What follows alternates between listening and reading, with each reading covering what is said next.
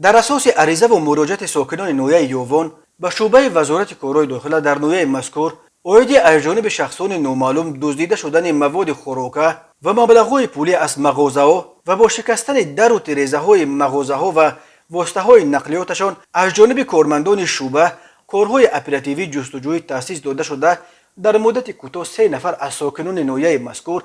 که 17 و 18 ساله میباشند با گمان تصرف مال و ملک غیر دستگیر گردیدند. اینها قربان نظرزاده لطفالله، دولتوف پرویز که پیش با ماده های 244 کودکس جنایتی جمهوری تاجیکستان به جوابگری جنایتی کشیده شدند و رستموف نظام میباشند که چند مدت به دزدی مال و ملک شهروندان دست زدند، طوری که در رفت تفتیشات معین کرده شد این 3 نفر شبانه هنگام در گرد و اطراف نبودن آدمان به شکستن در و تیره‌های مغازه خوراکواری به آنجا وارد گردیده مواد خوراکه و مبلغ‌های پولی را تصرف می‌نمایند. اینچنین با همین طرز و اصول از داخل واسطه‌های نقلیات شهروندان مبلغ‌های پولی، فلشکارت‌های موسیقوی و یا اشیاء به خودشان دسترس را به یغما آوردند که با این کردارهای جنایتکارانه خود به شهروندان زیاده از 20,000 سامانی ضرر جدی رساندند. این 3 نفر جنایت پیشه در 12 حالت دزدی گمانبر دانسته شده نسبتشان در شعبچه تفتیشاتی شعبه وزارت کارهای داخله نویه یووان پرونده جنایتی با ماده 244 کودکس جنایتی جمهوری تاجیکستان آغاز گردیده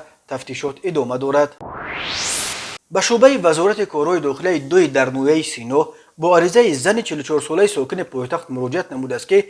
دوم مارت سال 2022 شخصان نامعلوم با راه پنهانی به سرتراشخانه به او تعلق داشته در آمده از آنجا 5 عدد راحت کرسی استوگی، 1 عدد راحت کرسی کلان، 1 عدد کامرای مشاهده‌ای و لوازمات سرتراشخانه را دزدیده از جای حادثه غیب زدند. ضرر رسانیده شده 20,000 سامانی را تشکیل می‌دهد. هنگام گذرانیدن چاره‌بینی‌های اپراتیوی جستجویی از جانب کارمندان میلیشیا، مرد 38 ساله ساکن پایتخت که پیش با ماده 237 کودکس جنایتی جمهوری تاجیکستان سود شده است و مرد 46 ساله ساکن شهر دوشنبه که پیش با ماده 158 کودکس جنایتی فدراسیون روسیه سود شده است همچون گمانبر در صادر نمودن جنایت دزدی دستگیر شدند. عاید به این حادثه تفتیشات ادامه دارد.